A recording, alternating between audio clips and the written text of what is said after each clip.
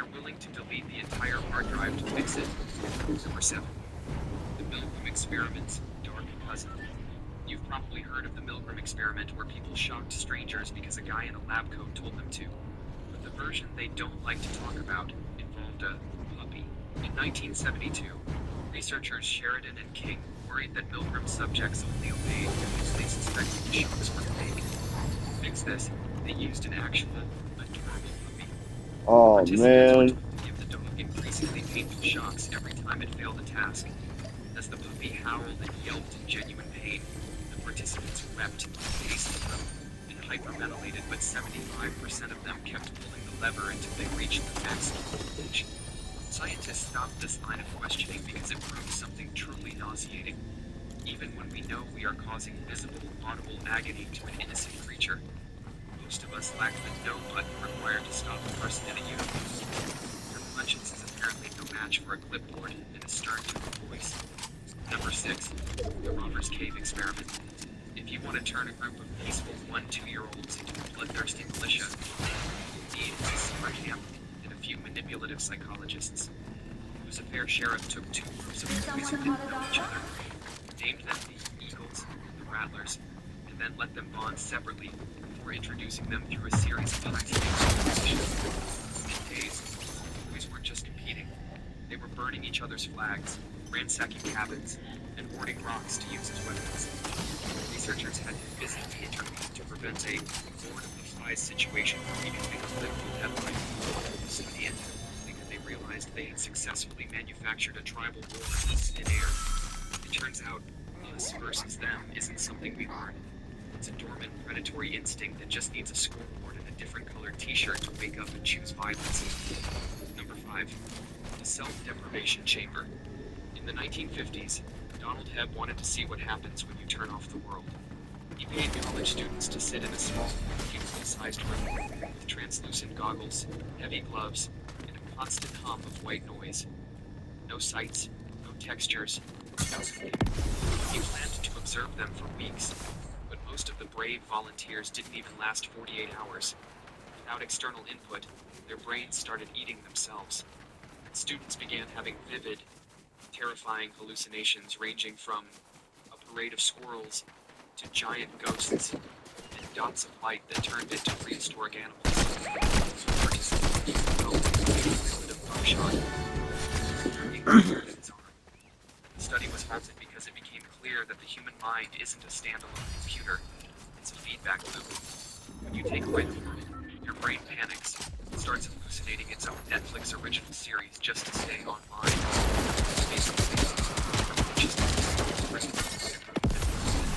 Just to have something to do. Study. This wasn't just a discovery. This was a multi-decade betrayal that made the world of science look like a horror movie villain. Starting in 1932, the United States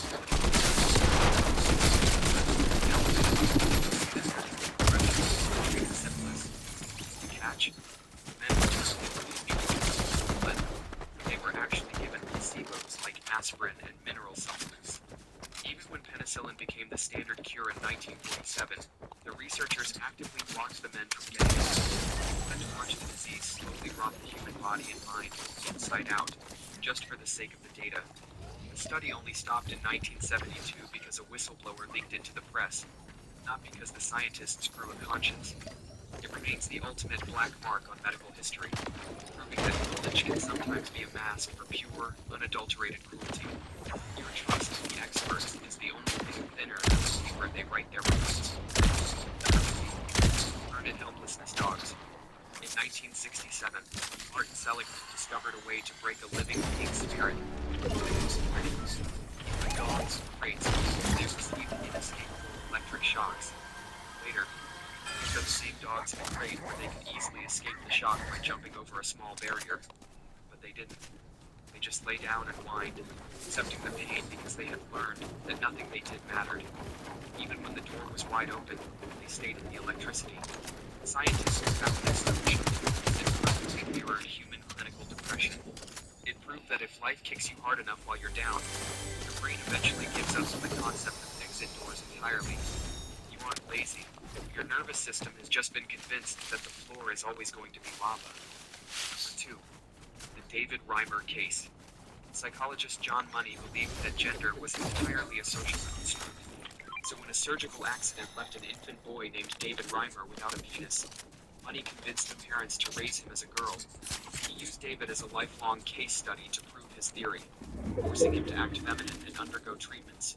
It was a disaster. He started as suffered extreme depression and eventually transitioned back to being male as an adult. The study ended in tragedy, proving that biology isn't just a suggestion you can override with a pink dress and some gaslighting. It turns out, you can't just software update a human being's identity without the entire system crashing. Number 1. The Little Albert Experiment. Most babies are afraid of loud noises, but John Watson wanted to see if he could make a baby afraid of everything else. In 1920, he took an infant known as Albert and showed him a white rat. Albert liked the rat. Then, every time Albert touched the rat, Watson slammed a hammer against a steel bar behind the kid's head. Unsurprisingly, Albert started crying. But the disturbing part was the generalization. Albert didn't just become afraid of rats. He became terrified of rabbits, dogs, fur coats, and even a Santa Claus mask. Watson never unconditioned the kid, leaving him with a permanent impression of anything fluffy. The study was halted and widely concluded that your personality is simply a collection of scars. The bored man with the hammer can rewrite your soul before you even learn to talk. That's all for today. I'll be making similar videos in the future. Subscribe to see them.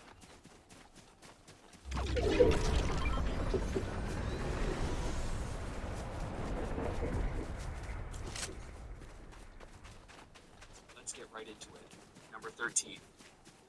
To end your racism and to end your support for the superior race and to accept that all people in Palestine have equal rights and the Palestinian people have a right of return. Jews, Christians, and Muslims are equal. Unlike what you say, they are equal and we accept nothing less than that. The regime must go. All people must be treated equally. If the only thing now that Israel will do, here in the United States, if the United States gets it, you lay down, because the U.S. police and racism in Israel. The United States is really against this a situation with a global people and millions of people. Be careful when making stupid mistakes, and the West should against and get real. So the United States, okay, Professor, the United States was stupid enough to make those mistakes. They did follow through on everything he said. They did wipe out 13 of our bases in the things, showing that those bases were pointless because they were supposed to protect us. And it's obvious we can't. Not only can't we do that, but we can't even protect us, even though we put all our people protecting Israel. So if Donald Trump does start talking again, they will get back, as Scott Harris said, they will go to the jugular, meaning they will take out the desalination of plants in all of those countries. Let me get you patched up. Right now by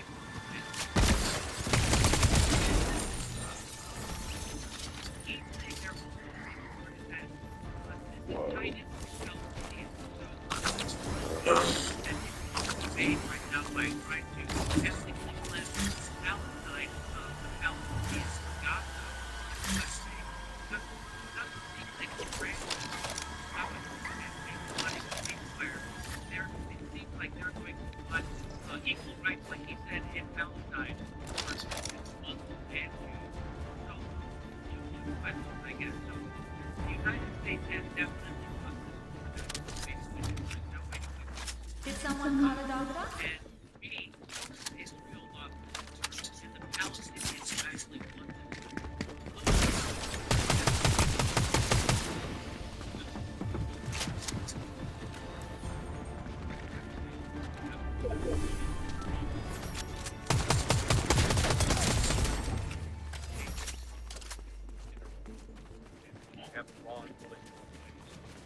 That's number one. We have no ground. Actually,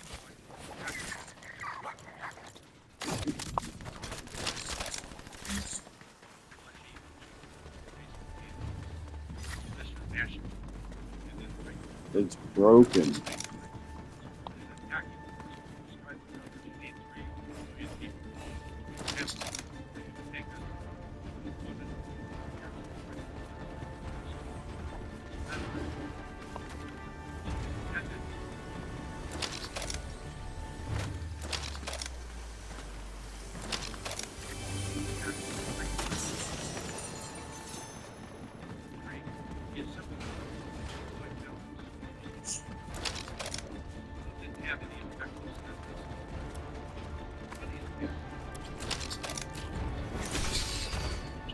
Missiles, intermediate range ballistic missiles, and cruise missiles. They would devastate any troop assembly of any size. So that creates a security issue. And as you correctly noted, in this, their immediate response to the attack was to take out 13 U.S. military bases. Even turned out to be like a bad mafia don. The mob goes out to the pizza shop and gets the pizza owner and says, hey, you need to buy some insurance, otherwise your shop's going to burn down. Okay? And so all the Gulf Arabs, the Saudis and the Qataris, they say, okay, man, we're paying off the United States, pay bills, buy your weapons. And then what happens? Comes the moment they're supposed to be protected, they get smoked. And they're going, hey, the pizza shop got burned down. And the United States says, so, right now the United States is supposed to, they can't protect. It's the United States with maritime power, and that ships, keep our ships to the levels of ships. And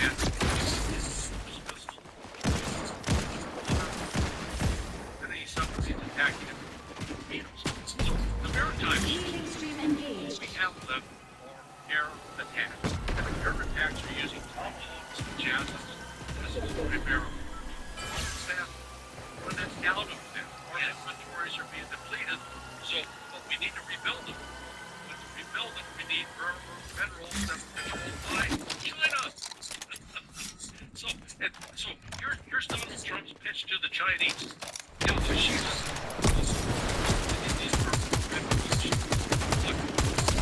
We need to rebuild our tools and our Javelin missiles. We need to do that. Well, we got to have something to be able to attack you in 2 years. I mean, come on. That went over like a lead balloon. And so, there is no way for the United States. You're exactly right. That's another point I forgot to make, which is a great point. I always appreciate your analysis. And that's right. We need them. We're out of missiles, basically. And Iran isn't. By the way, Iran has way more. I've heard some people say they have 100% more missiles than Donald Trump thinks they have. Some people say 120% more. So they have the missiles to keep the Strait of Hormuz wherever they want for as long as they want. And we don't have the rare earth minerals. And right now, if China wanted to take over Taiwan, they could eat. There's nothing we could do about it. Not that we should. It's their goddamn country. We have a one China policy. Anyway, so absolutely. I guess just one more time I want to try to make this point. There's absolutely no way. Militarily, we don't have the missiles. We don't have the materials to make the missiles. It would take a year or two even to get those missiles built. Even if we had the materials, there is no way for Donald Trump and the United States to actually win this war against Iran. Yeah. We could go through enormous expenditure of money, and like I said, recruit a 3 million man army, and try to figure out how to deploy them, how to get them on scene, and then figure out how we're going to get the rare earth minerals that we need to build these modern weapon systems. I mean, right now the F-35, again, it's supposed to have a radar in the nose cone of these brand new F-35s. They're putting weights, the blade weights from GoldHue in the nose cone because the river was mineral.